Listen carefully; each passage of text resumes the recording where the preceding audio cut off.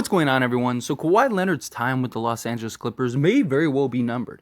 We got reports that the Clippers are in no rush to give Kawhi Leonard any type of contract extension. Things are real quiet right now, as it was put. And it makes a lot of sense from the Clippers standpoint, right? You can make an argument they shouldn't have extended him last time, but they did, and it just hasn't worked out the way that they had hoped, right? Kawhi Leonard, he can't stay healthy. Even with them load managing and having him play 50 games a season, it still is not enough. He still can't deliver in the playoffs, and they just haven't had the success that they envisioned when Kawhi Leonard came to the Clippers, especially when he just came off of winning an NBA championship. There was all the talks, and even Kawhi Leonard himself said he was going to the Lakers, right? That was the play, that was the move. And then he was able to convince Paul George to request trade to the Clippers. The Clippers got it done, and then he ended up signing with the Clippers, and that was the moment that was supposed to change everything, right? That was the day that the Clippers, LA became a Clipper town, right? That's all the conversation. They were going to win multiple championships. They were the best team in the league, this, that, and the other, and they've been to one Western Conference Finals. To put that in perspective, the Lakers had arguably one of the worst years ever last year and still made the Western Conference Finals. The best result the Clippers have ever had in their franchise, the Lakers did in a year where they started the season 2-10, right? Like, that is not a good template for the Clippers. And Paul George is the same, right? Paul George, he can't stay healthy. That's been the biggest issues. Look, if these two guys are healthy with that roster and that depth and that talent, this is a team that can absolutely win an NBA championship. This is a team that can contend year in and year out. This is a team that probably should have won a couple NBA championships. And they've had opportunities. They've had 3-1 leads and just blew them. It's just they can't seem to get over the hump. And the Clippers in general, right? I mean, every year, the last 10 years, it's been the Clippers' year. Going back to Lob City, every year they had either the best roster or one of the top 3 or 4 best rosters, and they just cannot seem to get over the hump. It's just, there's, for whatever reason, some teams that just can't get over that shadow. I mean, the Denver Nuggets were one of those teams for a long time. They just could not seem to win an NBA championship, and then finally they ended up getting Jokic, and that was the answer, right? Maybe the Clippers later on down the road, they find something. I just don't see it with Paul George and Kawhi Leonard. And this year is very likely the last year that we see these two in a Clipper uniform. Because, one, they're already shopping Paul George, right? And if they get a deal that they think is reasonable, there's a real chance that he could end up being gone. Or if things are starting to go downhill, and they're starting to go downhill fast, right? And because, again, there's a lot of really good teams this year. A lot of very good teams this year. And it's going to be a war in the Western Conference.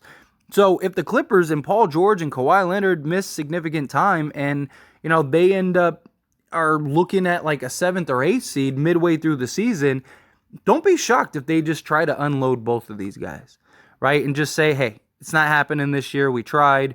No one's going to knock them for trying to get Paul George and Kawhi Leonard. No, every team in the league would have done that, right? And it just didn't work out, and they just couldn't stay healthy. And I just think unless these guys maybe not even necessarily win an NBA championship, but if they could stay healthy the full year, and they can then maybe get to the NBA Finals or lose in a tough 7 or something like that in the Western Conference Finals, then maybe Steve Ballmer kind of looks at it and goes, okay, let's maybe not a full max extension, but maybe they do like a max with like a 1+1 or something like that. I don't know. They work something out to kind of like on a prove it deal. But if this is another year of the same old by the Clippers, if you're Steve Ballmer, at some point you got to just say, all right, it's time to tear it down. Look, the guy doesn't care about the luxury tag. The guy's got more money than all the players combined in the league will make over their careers. Like, the dude is not worried about paying $1 billion in luxury tax or whatever.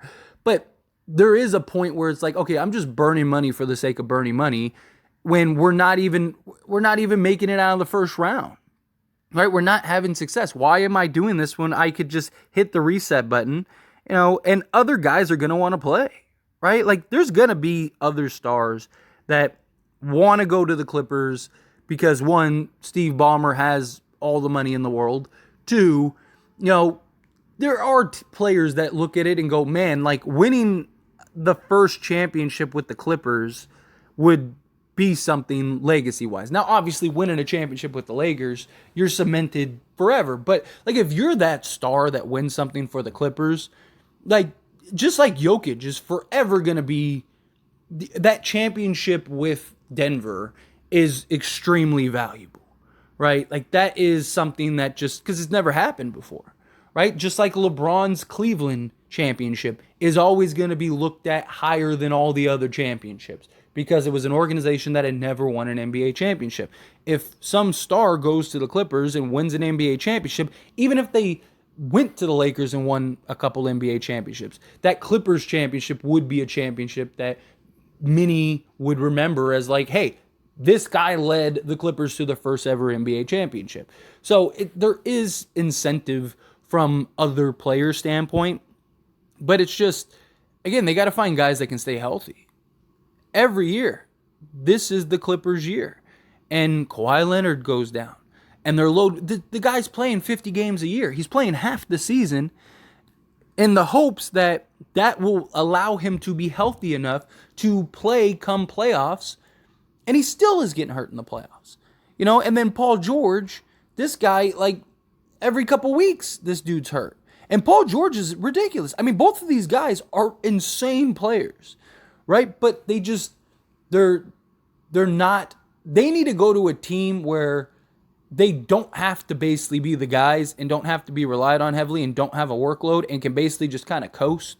Is kind of the only way I see them having real success. Like, for example, like if Kawhi went to the Lakers, there's a real argument that he might have not have gotten as injured as frequently as he has been, right? Because one, he would have won another championship because the Lakers won in 2020. And if Kawhi went there, they still would have won that year. You can make an argument that they probably would have won back-to-back because Anthony Davis got hurt.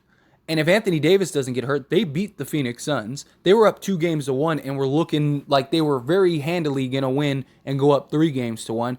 If Anthony Davis goes down and you have Kawhi Leonard, you probably still win that. Now, Kawhi, the following year, ended up missing the whole season due to injury, right? But how much of these injuries happen if he has LeBron and Anthony Davis to kind of just handle the workload, especially like Anthony Davis, and he only has to play, basically they only need him for the playoffs, right? Does that something that where he's not having to be the number one, number two guy every single night, right? To where it's putting a lot of wear and tear, having to guard the best player, stuff like that. So I think like if he needs to go to a team like Philly or something like that, right? Where you have guys, he can kind of just pick his spots, then maybe that helps. Same thing with Paul George. Like if he went to a team like Philly or Milwaukee or something like that, where he kind of just pick his spots, maybe that help him be a little healthier. I mean, who knows? Probably not, but it's an idea to at least try if you're a team. Like, all right, well, if you don't, like if Paul George and Kawhi Leonard are the icing on the cake or the cherry on top, I guess, rather than like one of the main slices, then I think that they could have success and you could probably win with them. But having them be 1A, 1B on the roster and neither can stay healthy, that becomes a problem. And then the Clippers have to kind of weather the storm while they're out, and it becomes a mess. So I really think the Clippers, I think they move on after this season. Unless the Clippers win a championship, or I guess if they get James Harden. Right? If the Clippers end up landing James Harden for a bag of peanuts, which I don't think will happen, but let's say it does, then at that point, you probably have to keep Paul George and Kawhi Leonard, because are you going and getting, because what are you going to do? You're going to go trade for James Harden. He's going to want an extension, right? And then you're going to give him an extension and then let Kawhi Leonard and Paul George go? Probably not. So the only way I see this adoration of the Clippers is if Paul George and Kawhi Leonard and they get James Harden added to the mix, then I think you probably see them re-sign these guys. Now, it also comes down to how does Steve Ballmer perceive it, right? Is Steve Ballmer like, hey, at least we're relevant? So it's worth the financial just pay that you're putting out every year, right? Like that's a possibility. You could be looking at it as like, okay, if we get rid of Kawhi Leonard, we get rid of Paul George, we're basically a tanking team that's rebuilding. Where like even though that's probably the best course of action, because look, the Clippers have a lot of like nice players that teams would want. Like if the Clippers wanted to have a fire sale, like I actually think that they could get a lot of assets in return, and they probably should. I still think a team would give up something for Kawhi Leonard and Paul George, because there are still teams out there that are probably thinking, it'll be different here, right? Like our doctors are better, or there's teams that are like, well, if he's not the number one guy, maybe that, you know what I mean? Like I definitely think that there are still teams out there that would pony up to get Kawhi Leonard, Paul George. You're not getting a farm level trade. Like you're not going to get like a Kevin Durant level trade, but I'm sure there's a team out there that would give up, a young, that is a contender or a borderline contender that would give up a couple firsts, maybe protected first to some degree, maybe an unprotected first and then another protected first, or some pick swaps or something like that. I'm sure you could probably get a couple assets, maybe a nice young player and Kawhi Leonard, right? Something along those lines, or a nice young player and draft picks for Kawhi Leonard.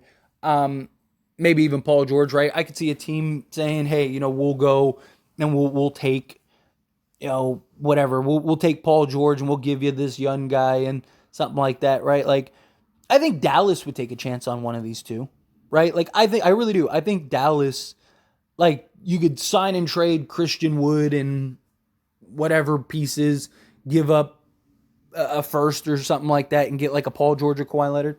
I think Dallas would do it. I think, again, there's teams out there that I definitely think would take the chance, right? But I just think if you're the Clippers, you test the waters, right? Because, again, you are, if healthy, one of the top probably 5 teams in the league, maybe top 7 teams in the league. If everybody is healthy, if everything's good. But if you get to that like trade deadline area and you're not like a top 4 or 5 seed, and it's like borderline, like, hey, if we lose like 3 straight games, we fall into the play-in. I just think you trade these guys, because you're probably not winning an NBA championship, right? Like if you finish as the 6th or 5th seed, you have such an uphill battle to climb that it's so unlikely for you to win an NBA championship. And it's like, how long are you going to just keep spinning your wheels? And do you really want to lose these guys for nothing? Might as well get something, even if you get a top 5 protected first, right?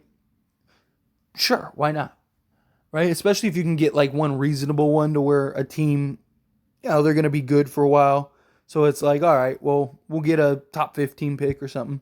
I don't know. Just kind of my thoughts. But anyway, as always, this is a discussion, so I pass the question on you. Let me know your thoughts and opinions down in the comments below. What do you think? Do you think that it's time to tear it down? Do you think no? Keep these guys, go make a push for James Harden or something like that. However you feel, whatever your thoughts are, I'd love to hear it. Let me know down in the comments.